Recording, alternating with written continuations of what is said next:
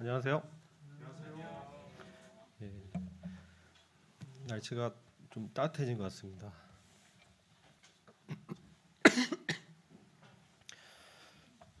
예, 온도가 한 26도 이렇게 낮에 올라가는 날씨입니다. 근데 일교차가 좀 심해서 오히려 더 감기가 쉽게 걸릴 수 있지 않을까 그런 염려도 되는데요. 특별히 요즘 코로나가 많이 확산되고 있는 것 같아요. 그래서 성도님들도 이제 걸리신 분들도 있고 각별하게 건강에 유의하시면 좋겠습니다. 오늘은 저 지난 시간에 계속 이어서 신앙의 경주 부분에 있어서 마지막으로 하나님의 은혜의 능력에 대해서 나누고 우리의 믿음의 방향성에 대해서 교제하고자 합니다. 히브리서 12장 말씀입니다.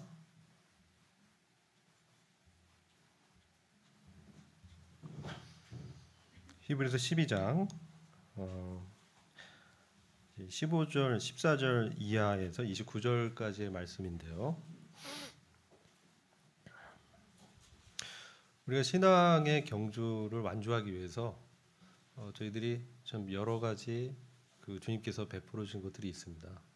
저희들이 지난 시간에 교제했던 내용 중에 또 징계와 시련을 통해서 우리가 의의 열매, 의의 평안한 열매를 맺게 되는 그런 말씀도 드렸고, 또 주님을 바라보는 그런 신앙이 얼마나 중요한가 이런 측면에서도 말씀드렸습니다. 근데 오늘 이제 15절, 14절 이 말씀 잠깐 보시면요, 14절부터 읽겠습니다. 모든 사람으로 더불어 화평함과 거룩함을 쫓으라. 이것이 없이는 아무도 주를 보지 못하리라. 이것이 우리 신앙의 목적 중에 한 부분이라 말씀드렸습니다. 우리가 신앙생활하면서 이 화평한 관계 그리고 거룩함을 지키는 이 부분이 매우 중요하다는 것이죠. 여기서 이 모든 사람으로 함께 이렇게 말씀합니다. 나와 관계 좋은 사람뿐만 아니라 관계가 좋지 않은 사람과도 화평한 관계를 유지하도록 애써야 되는 것이죠. 여기 쫓으라 이렇게 말씀하죠. 그리고 이제 거룩함, 이것은 우리가 이미 구원 받을 때 거룩한 성도로 부르심을 입은 것입니다. 그러나 우리 삶 과정에서 거룩한 삶을 이제 추구하라는 말씀이죠. 이 신문적인 측면도 있지만 실질적인 삶에서 우리가 성별되고 하나님의 목적에 맞는 삶을 살아가는 것이 우리 신앙의 경주의 어떤 목적이다. 근데 이 뒷부분을 보시면 이것이 없이는 아무도 주를 보지 못하리라 이렇게 말씀합니다. 이게 보다라는 단어가 쓰였거든요. 이것은 경험하다 이런 의미도 있습니다. 그래서 우리에게 화평함이 없으면 주님을 잘 알지 못한다는 것이죠. 주님을 체험할 수 없다는 것이죠. 우리가 세상 사람들과의 관계, 물론 먼저는 하나님과의 관계죠. 주와 관계에서 내가 문제가 있으면 사람들의 관계에서도 삐그덕거리게 됩니다. 주님과 화평하지 못하다면은 사람과의 개인의 어떤 관계에서도 화평할 수가 없어요. 내 안에 평화가 없어요. 그래서 좋은 것이 나갈 수가 없고 비판하게 되고 관계가 어그러지는 것을 보게 되죠. 그리고 이제 거룩함을 추구하는 부분인데요.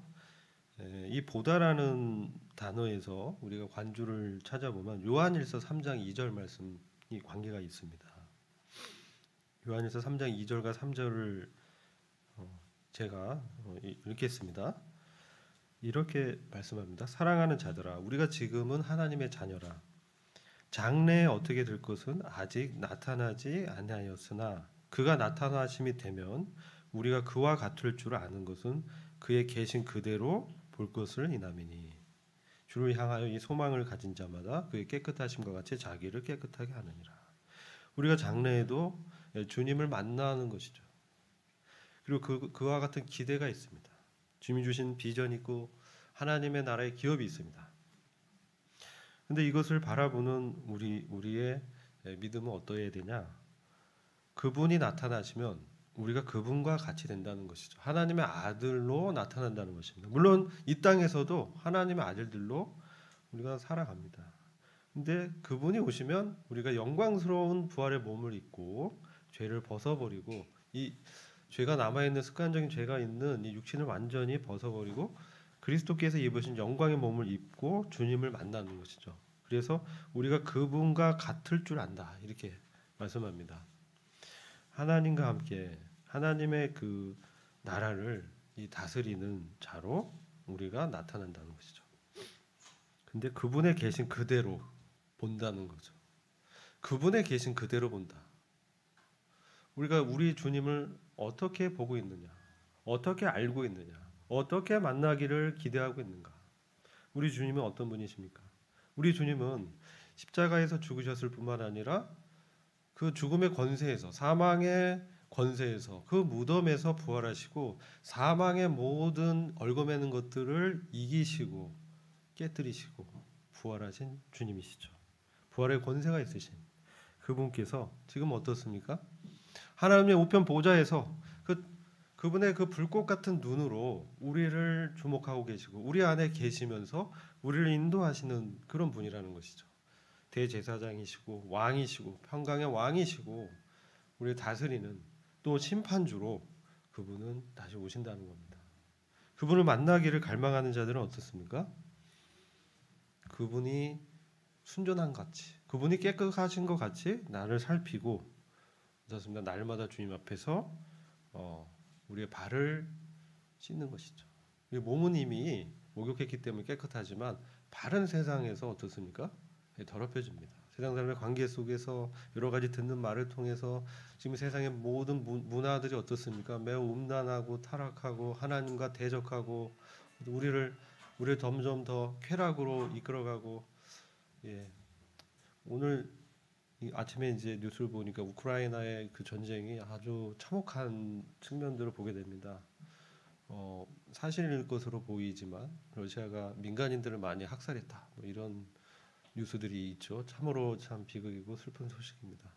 우리 시대에 이런 전쟁들이 계속 일어나고, 특별히 에스겔서 38장 이하에서 이어나고 있는 곡과 마곡의 전쟁의 징조가 아닌가, 이렇게 분별한 분들도 사실 있긴 합니다. 그러나 분명한 것은 주님이 오실 날이 점점 가까워 오고 있다는 사실입니다. 그래서 우리가 그 상황들을 보면서 오히려 주님이 오실 것을 기다리고, 우리 세상에 동화되지 않고 저희들의 생각과 마음을 새롭게 변화를 받아서 하나님께서 기뻐하시고 받으실 만한 산제사로 우리가 드리는 그런 삶으로 나가야 되겠죠. 그래서 우리 신앙의 경주의 목적지가 이러한 사람들과의 화평한 관계, 그리고 거룩함, 실질적인 거룩을 추구하라. 그런데요, 사실 이게 쉽지만 않습니다. 우리가 만나는 사람들이 뭐 좋게 대하면은 편하겠지만 거북하고, 그리고 우리를 비난하고 우리를 몰아세우는 비판적인 시각을 가진 사람들이 더 많습니다. 이 세상이 이제 그러한 이익을 추구하고 또 자본주의, 또 사회주의 각자의 어떤 정치적 목적이 있기 때문에 그거에 따라서 세상이 굴러가고 있죠. 그래서 그거에 맞지 않으면 어려움을 당하게 됩니다. 이 시대에도 신앙을 지킨다라는 게 무엇인가, 그런 생각을 하게 됩니다. 구원의 목적이 무엇인가, 내가 하나님과의 관계에서 나는 무엇이고 하나님은 어떤 분인가, 이것을 항상 날마다 우리가 생각해 봐야 되는 것이죠. 그냥 이 시대가 흘러가는 대로 그냥 어떻게 되겠거니 이러고 그냥 내 몸을 그냥 방임한다면 우리가 화평과 거룩을 놓치고 하나님 기뻐하시는 산제사로 드릴 수 없는, 그렇게 되기 쉽다는 것입니다. 히브리서 12장 15절 보시면요, 너희는 돌아보아 하나님의 은혜에 이르지 못하는 자가 있는가 두려워하라. 그리고 또 쓴뿌리가 나서 괴롭게 하고 많은 사람이 이로 말미암아 더러움을 입을까 두려워하라. 경계의 말씀도 주시고 계십니다. 우리 중에 하나님의 은혜에 이르지 못하는 사람이 혹 있을까 서로 살펴보라는 것이죠. 돌보라는 것이죠. 이 하나님의 은혜가 있기 때문에 우리 신앙의 경주를 완주할 수 있습니다. 그분의 은혜가 없다면 다른 게 모든 게 있어도 그분의 은혜가 빠진다면 우리는 종착역에 도착할 수가 없는 것이죠. 그 은혜에 우리가 어떻게 반응하는가. 하나님의 은혜는 결코 실패할 수가 없습니다. 하나님의 무한한 권능으로 우리에게 역사하고 계십니다. 그런데 그것을 우리가 누리지 못하고 그분을 붙들지 못하고 내 자신의 어떤 뜻대로 산다면 하나님의 은혜에 이르지 못할 수 있는 그런 리스크가 있는 것이죠. 리스크. 이 용어는 우리가 많이 듣는 용어는 아니죠. 그런 사태가 이제 예견됩니다. 여기 두려워하라고 있으니까 그런 사람이 있다는 것이죠. 대표적인 케이스가 에서입니다. 에서가 사실 장자권을 받았는데 이 에서가 이 팥죽 한 그릇에 자신의 장자권을 팔아 넘깁니다. 야곱에게. 물론 여러 가지 스토리가 있죠. 거기서 장자권을 그가 좀 소홀히 여겼다. 근데 어떻게 단 한 번의 기회로 장자권을 이렇게 뺏기게 됐을까? 하나님의 섭리가 있죠. 근데 이 사람을 망령된 자라고 했습니다. 불경건한 자다. 영적이지 못하다. 인간적으로 에서는 아버지의 사랑을 받고 인정을 받는 사냥꾼이었습니다. 그리고 아주 호탕한 남자다운 사람이었죠.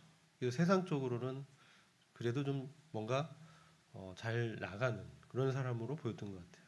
그러니까 아버지도 에서를 좋아했습니다. 어머니 리브가는 야곱을 또 좋아하고. 근데 우리가 이 구약의 이 이야기를 잘 아는 이야기입니다. 이걸 자세히 말씀드리면 다 아시기 때문에 생략하고요. 이 에서는 하나님의 은혜에 이르지 못했죠. 분별은 구원을 받았는지 그것은 우리가 이렇게 판단을 정확히 내릴 수는 없지만 하나님의 은혜에서 떨어져 나갔다. 이 이르지 못하다. 이게 하나님의 은혜에서 떨어지다. 이런 뜻이 있습니다. 우리 중에 하나님의 은혜에서 떨어지는 사람이 있다는 것이죠. 은혜가 목적하는 그 목적지에 도달하지 못하는 사람이 있다는 것입니다. 하나님의 기업을 받지 못하는 그러한 리스크가 있다는 것이죠.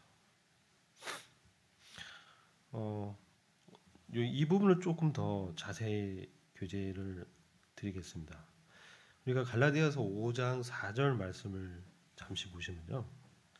갈라디아서 5장 4절입니다.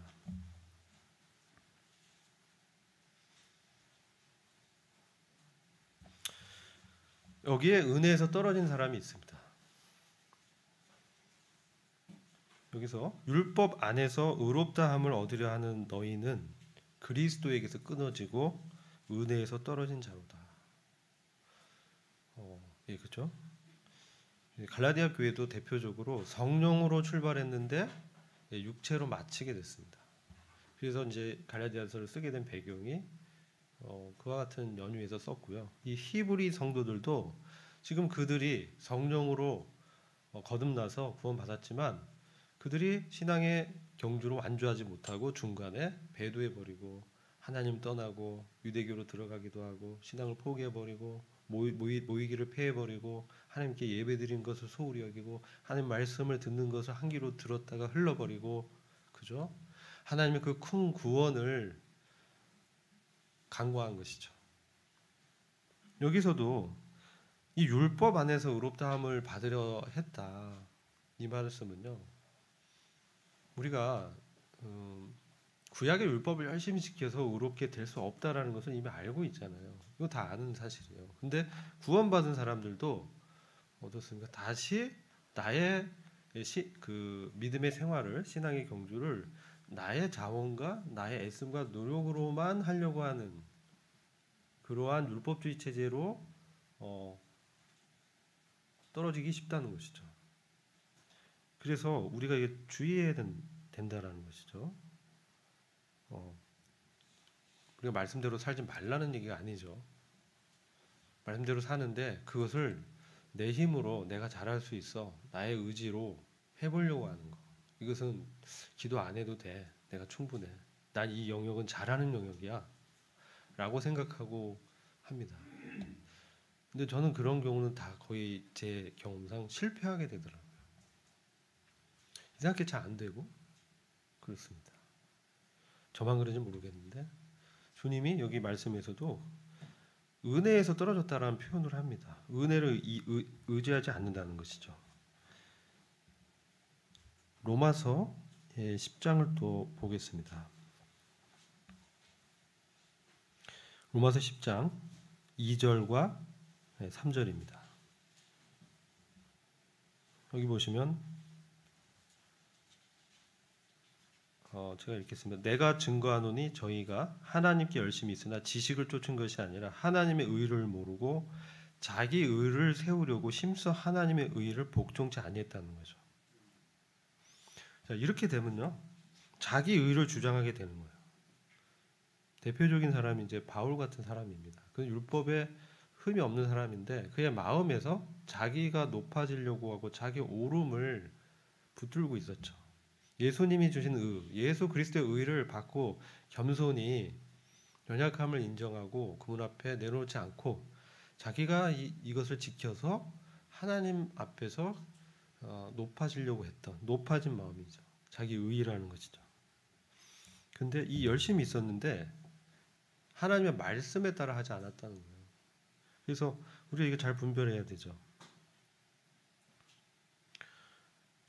저희들이 이제 수요 모임 때 사무엘하 말씀을 저희들이 교제하고 있습니다. 사무엘하 19장에 가서 24절 이하에 보면 무비보셋의 이야기가 기록되어 있습니다. 이것도 우리가 잘 아는 말씀인데요. 여기서 무비보셋의 이 신앙의 태도에서 그의 태도에서 우리가 교훈을 얻어야 됩니다. 24절부터 한번 제가 같이 읽어보도록 하겠습니다. 사무엘하 19장 24절 이하 제가 읽겠습니다. 사울의 손자 무비보셋이 내려와서 왕을 맞으니 저는 왕이 떠난 날부터 평안히 돌아오는 날까지 그 발을 맵시내지 아니하며 그 수염을 깎지 아니하며 옷을 빨지 아니하였더라. 예루살렘에서 와서 왕을 맞을 때에 왕이 저에게 물어 가로되 무비보셋이여 내가 어찌하여 나와 함께 가지 아니하였더뇨. 대답하되 내 주 왕이여 왕의 종 나는 절뚝발이므로 내 나귀의 안장을 지워 타고 왕과 함께 가려 하였는데 나의 종 시바입니다. 나를 속이고 종 나를 내 주 왕께 참소하였나이다. 내 주 왕께서는 하나님의 사자와 같으시니 왕의 처분대로 하옵소서. 내 아비의 온 집이 내 주 왕 앞에서는 다만 죽을 사람이 되지 아니하였나이까.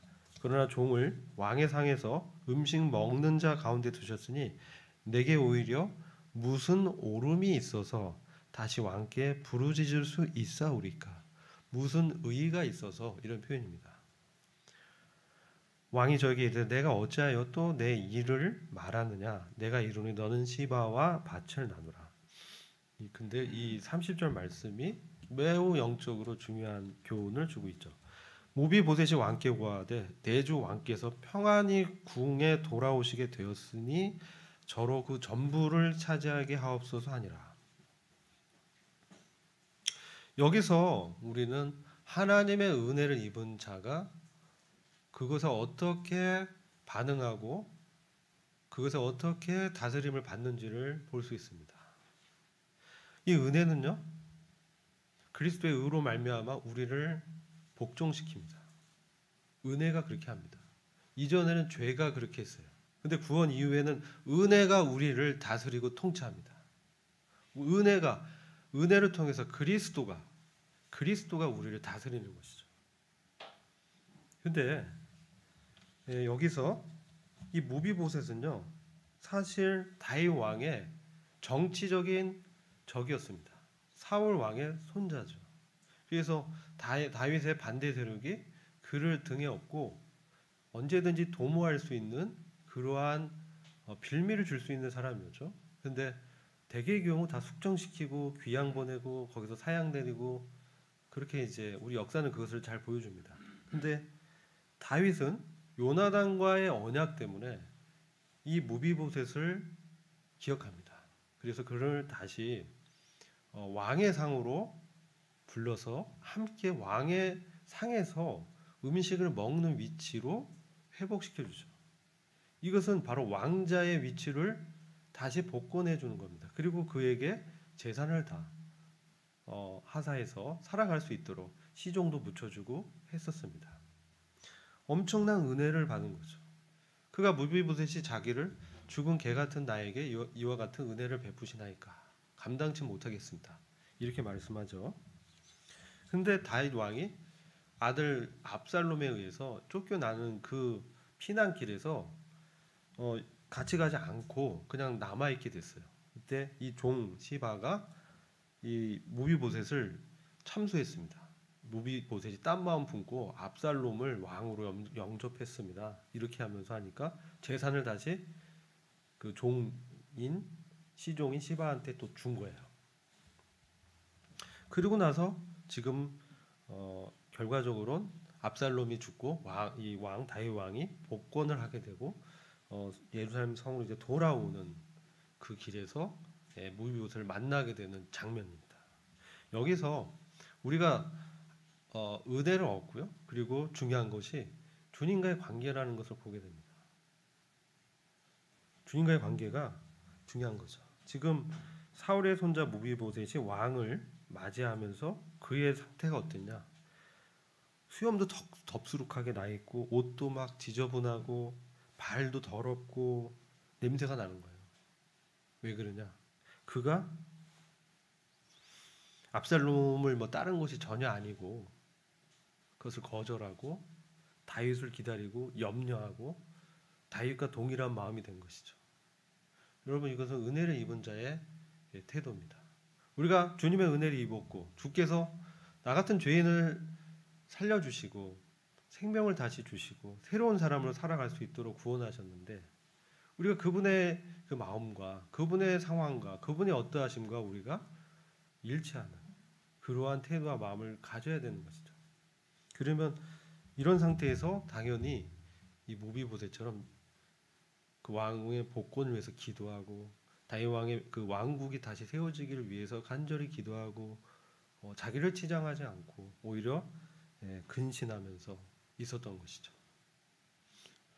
저는 하나님의 은혜가요 우리에게 어떻게 역사하냐, 저는 이 무비보셋의 이런 실화를 통해서 그리스도와 같은 마음을 갖도록 역사한다는 거예요. 하나님의 은혜가 그리스도와 같은 마음을 갖도록 역사한다. 하나님에 대한 사랑과 그분의 사랑에 감권받아서 우리가 그분을 사랑하게 되고 그분의 주권을 인정하게 되고 왕의 관심이 어디 있는지에 나의 초점이 가게 되고 주목하게 된다는 것이죠. 그래서 하나님의 은혜는 우리로 하여금 그리스도와 그러한 연합된 우리의 신분을 실제로 그렇게 살도록 우리를 다스리고 인도하고 역사한다는 것입니다. 그래서 지금 이 무비보셋 같이 그가 정말 죽은 자였는데 이 가족이 다 몰살을 당해야 되죠. 그런데도 그렇지 않았어요. 여기 사무엘하 19장 28절에 내 아비의 온 집이 내 주 왕 앞에서는 다만 죽을 사람이 되지 아니하였나이까. 자기가 어떤 자였다는 것을 아는 것이죠. 내가 이전에는 하나님의 공의에 비쳤을 때 도저히 그분의 거룩 앞에서는 죽을 죄인밖에 안 되는 존재라는 것을 아는 것이죠. 그리고 나의 육체의 어떤 열심과 노력으로는 하나님의 의를 도저히 맞출 수 없는 그런 연약함이 나한테 있고 내가 아무리 열심히 하고 노력해도 내 안에 여전히 악한 그런 것들이 남아 있어서 온전히 하나님을 만족시킬 수 없는 부족이 있는 결핍된 사람이라는 것을 정말 처절하게 아는 것이죠. 이게 죽은 자라는 의미죠. 죽은 개 같은 나를이라는 어떤 그의 표현에서 나타난 자기에 대한 것을 말하는 것이죠. 그래서 그런 자를 하나님의 은혜를 베푸셔서 왕이 은혜를 베푸셔서 왕의 상에서 함께 음식을 먹는 왕자로 다시 복귀시켜 주셨는데 죽을 죄인을 의인으로 하나님의 아들로 우리를 삼아 주셨잖아요. 그런데 내게 오히려 무슨 의의가 남아 있어서 왕께 주장을 할 수 있겠습니까? 이런 말을 하는 거예요.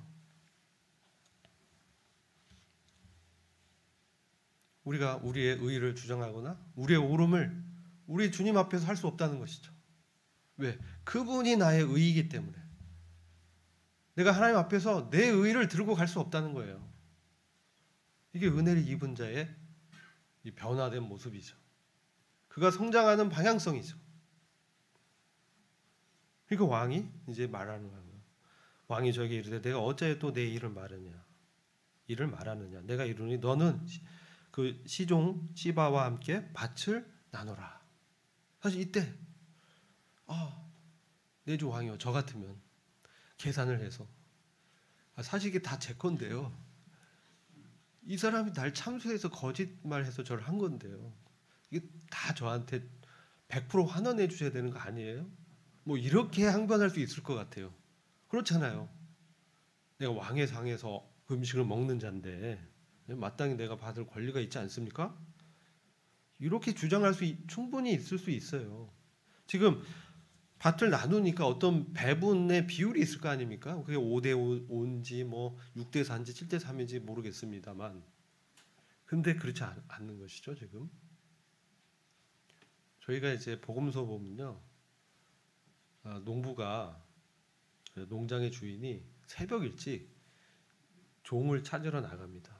그래서 부르죠. 그래서 새벽 6시부터 와서 일하는 사람, 뭐 11시에 일하는 사람, 뭐 3시에 오후 5시에 일하는 사람. 그래서 6시에 정산하는데 새벽같이 나와서 일하는 사람도 한 달란트 주고, 5시에 와서 1시간 일하는 사람도 한 달란트 주고.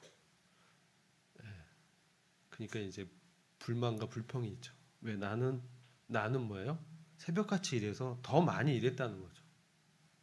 더 많이 일했다는 거죠. 근데 왜 1시간 일하는 사람하고 나를 똑같이 대우하냐 이거죠. 그 나의 오름이죠. 내 판단이죠. 내 의의죠. 그렇지 않습니까? 그러니까 그 농장의 주인이, 야, 너가 무슨 상관이냐. 내가 너하고 약속한 건 한 달란트였어. 그죠? 그게 은혜의 어떤 시선이죠.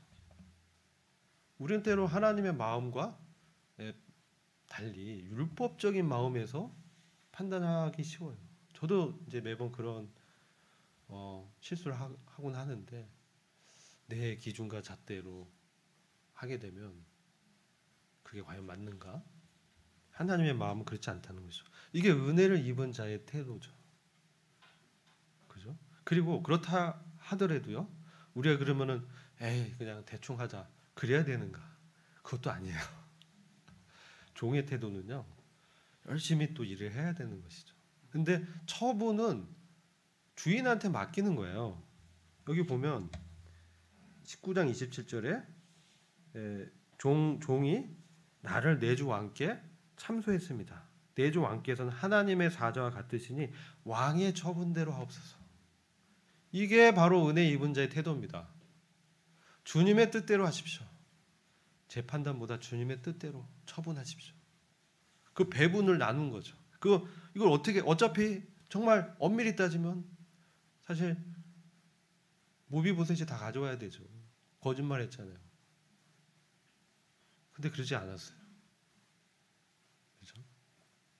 여기 30절 보면 모비보셋이 왕께 고합니다. 내주 왕께서 평안하게 궁에 돌아오시게 되었기 때문에 저는 그것으로 족합니다. 그런 뜻이에요. 그러니 저로 그 종 시바에게 그가 그 전부를 갖게 하십시오. 이게 나한테 내가 이 권리를 행사해서 내 옳음을 주장해서 재산을 나눠 받는 이것보다 왕이 복권에서 왕으로 다시 돌아오신 그것으로 저는 만족합니다. 왕이 편안히 궁에 돌아오셨으니까 됐습니다. 이게 그의 고백이었습니다. 여기서 저는 도전을 받게 되죠. 이게 은혜를 입은 사람의 계산법이라는 거죠. 주님이 뜻하시는 대로 따르겠습니다. 저는 주님이 다시 오시는 것만 해도 기쁩니다.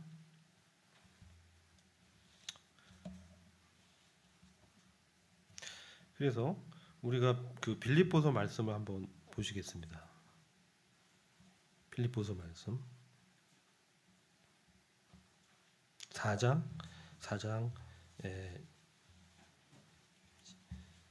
12절인데요. 11절부터 13절을 한번 읽어보겠습니다. 내가 궁핍함으로 말하는 것이 아니라 어떠한 형편에든지 내가 자족하기를 배웠노니 내가 비천에 처할 줄도 알고 풍부에 처할 줄도 알아. 모든 일에 배부르며 배고픔과 풍부와 궁핍해도 일체의 비결을 배웠노라.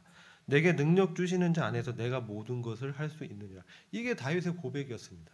그가 빌립보 성도에게 보낸 편지, 옥중서신이죠. 감옥에 있으면서 지금 그의 종교적인 경쟁자들이 있었어요.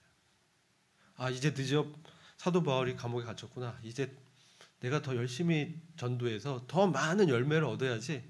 이러면서 그냥 엄청 이제 복음 전도를 하는 거예요. 아, 바울 봐봐, 쟤 문제 있어, 감옥에 가 있잖아. 이러면서 복음을 전했어요. 그런데 바울은 어떻게 얘기했냐? 내가 낮아지든 그런 건 중요하지 않고 그가 전한 것이 그리스도이면 나는 족하다. 그런 고백을 하게 되는 거죠. 이게 어떤 태도입니까? 바로 그리스도께서 그에게 그분의 마음과 그 심중에 은혜에 관한 것을 주신 것이죠. 그래서 이 은혜를 정말 깨달은 사람은, 은혜를 경험한 사람은 그리스도와 같은 마음을 갖게 되는 것이죠. 그리스도는 어떻습니까? 성전에서요, 이 장사하는 사람들이 있었어. 환전상들이 있었습니다. 그래서 있었는데 내 아버지의 집은 기도할 집이다 하시면서 이 성전을 다 깨끗이 했어요. 근데 그 전에 그리스도께서 그와 같이 행한 적이 한 번도 없었어요. 그분은 인자하시고 긍휼이 풍성하시고 항상 사랑으로 대하셨는데 성전 안에서 비둘기 팔고 돈 바꿔주고 하는 이런 사람들은 생업을 하는 거잖아요. 그런데도 불구하고 그거 다 쫓아내버렸어요. 그러니까 주를 향한 열심이 그를 삼키었다, 이렇게 표현합니다. 주를 향한 열심이 그를 삼키었다. 아버지의 뜻에 일치된, 아버지의 그 성전이 어떤 것인지, 아버지의 성전이 어떤 것입니까? 하나님의 거룩한 성령이 임하고, 오늘날 성전이 어디 있습니까? 손으로 지은 전입니까? 아니면 우리 교회 회중 가운데 주님이 임재하는 것이 성전입니까? 우리의 마음이 성전입니까? 성령이 거하시는 그곳이 성전인 것입니다. 그런데 이 성전을 깨끗이 하고 거룩하게 하고 이런데 주님이 엄청난 열심이 있었고, 그것이 주님을 사로잡아서 그 사람들을 내쫓으면요 엄청난 비난을 받아요. 그리고 엄청난 공격을 받고, 바리새인들이 한테요, 그 돈이 어디로 들어갑니까? 바리새인들한테 바친 돈들이었어요. 그 사람들이 장사를 해서. 그러니까 더 표적이 되는 거죠. 예수님이 그걸 다 아시지만 그렇게 하셨죠. 자기가 하나님을 향한 그 사랑, 그 열정, 그분의 그 사랑과 은혜에 이제 완전히 사로잡혀서 자기가 어떻게 소모되는지, 이것은 어떤 처우를 당할지에 대해서는 중요하지 않은 것이죠. 그게 바울이 배운 비결이었어요. 내가 풍부에 처할 줄도 알고 가난함에 처할 줄도 배우는 거예요. 이런 게 어떠한 상황에서 배고픔, 배부름, 풍부, 궁핍 일체의 비결을 배웠다. 그가 경험했어요. 근데 경험하고 보니까 뭐냐면, 내가 살아갈 수 있도록 내가 생활하고 사역을 하고 능력을 주시는 자는 내 안에서 일하시는 그리스도기 때문에 내가 그 일을 할 수 있었다 라는 경험을 고백하는 거죠. 그가 열심히 했습니다. 누구보다도, 다른 11사도보다 더 자기가 사도, 나중에 정말 나가 낮은 사도 중에 한 명이지만 내가 이렇게 열심히 할 수 있던 것은 주님의 은혜였습니다. 그렇기 때문에 내가 이렇게 열심히 할 수 있었고, 그것만으로 나는 족합니다. 나의 달려갈 길을 다 가게 하신 그분, 내 의의 이 믿음의 경주를 완주하게 해주신 그것은 바로 주님의 은혜였습니다. 주님의 은혜가 반응할 때, 주님이 성령을 통해서 내게 말씀할 때 내가 그것을 따라간 것, 그것이 이제 바울의 상이었죠. 그래서 우리는 은혜가 어떠한 은혜가요? 뭐 내가 내 권리를 주장하고 내 오름을 내세우고 내가 받을 것을 다 취하고 이런 것도 하나님이 우리에게 값없이 우리를 구원하신 게 있습니다. 그러나 우리 삶 속에서 신앙의 경주를 해 나갈 때 정말 이와 같은 무비보셋과 같은 마음으로 행해야 될 그러한 것을 주님이 기뻐하시는 것이죠. 그것을 받으시는 것이죠. 우리 마음이 이러한 무비보셋과 같이 하나님의 은혜, 왕이 베푸신 은혜에 완전히 사로잡히고 그래서 내가 거기에 굴복이 되고 다스려지면 내가 옳다는 것을 주장하지 않게 됩니다. 내려놓게 되는 거죠. 그리고 주님의 뜻대로 하십시오. 저는 무익한 종입니다. 그런데 주님은 잘하였도다 충성된 종아, 내가 너에게 몇 고을 다스리는 권세를 주겠다. 이렇게 하시는 것이죠. 주님은 우리를 외면하지 않습니다. 우리가 작은 어떤 일들, 우리가 주님을 의지해서 그분의 이름을 의지해서 그분의 이름을 힘입어서 이게 무엇입니까? 네가 능력 주시는 모든 자 안에서 예수 그리스도께서는 나의 의가 되시고 지혜가 되시고 권세가 되시고 나에게 힘을 주시고 그렇게 하심으로 나로 하여금 그 일을 하도록 인도하는 거죠. 근데 방해자는 내 안에 육신이죠. 그거를 쳐서 내가 복종시키죠. 이것은 훈련이 필요한 거예요. 경건의 연습이 필요해요. 하나님의 말씀의 검을 잘 다룰 것이 필요한 겁니다. 그래서 우리가 그분의 나라를 사모하고 주님께서 재림하실 겁니다. 지금 이 세상의 세태는 봤을 때 경제적으로 봤을 때 어떻습니까? 경제가 너무 불안하죠. 너무 불안합니다. 경제 상황 보면 지금 식량의 가격이 엄청 올라갑니다. 우크라이나 전후로 러시아 등 우크라이나 이 밀이 식량에 중요한 거죠. 이 감자도 잘 지금 안 나오는 것 같아요. 제가 서브웨이에서 점심 먹으러 갔더니 이제 웨지 포테이토는 안 나온다. 전쟁으로 인해서 이렇게 써 있더라고요. 그러면서 지금 밀값도 올라가고 식량값도 올라갑니다. 그 자원도 지금 문제가 생기니까 지금 배럴당 지금 60불, 70불 하던 게 100불이 넘어갑니다. 네? WTI 인덱스 원유가가 세 가지로 하거든요. 그래서 원유 가격도 막 올라가고 있고 혼동스럽습니다. 그리고 매일 전쟁의 소식이 끊어지지 않습니다. 우리가 그리스도인이 정신을 차려야 됩니다. 뭐 어떠한 때인지. 주님이 오실 때가 매우 이제 임박했다. 이렇게 성경학자들은 다 분별하고 있습니다. 그렇기 때문에 우리가 정말 깨어서 잘 주님의 뜻이 어디 있는지 잘 살펴야 됩니다. 그래서 오늘은 하나님의 은혜에 반응한 무비보셋의 신앙의 태도에서 우리가 어떻게 하나님의 은혜에 반응하고 신앙의 경주를 완주해야 되는지 그 부분을 교제했습니다. 다음 시간에는 이 쓴뿌리에 대해서 교제토록 하겠습니다.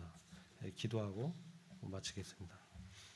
아버지 하나님 참으로 감사드립니다. 주님께서 저희들에게 하나님의 은혜가 얼마나 놀라운지 보여주시고 또 은혜에 사로잡혀서 그분의 이 다스림에 저희가 처분을 맡기고 주님의 뜻을 따르고 주님의 다시옴을 준비하면서 사람들과 관계에서 화평한 관계를 참 지켜나갈 수 있도록 주님께 기도합니다. 또한 주님 오실 때 저희가 부끄러운 구원을 당하지 않도록 저희를 격려하시고 저희가 이 신앙을 끝까지 지켜나갈 수 있도록 은혜를 베풀어 주시고 축복해 주시기를 간절히 기도합니다. 주님께 참으로 감사드리고 예수 그리스도의 귀하신 이름으로 기도했습니다.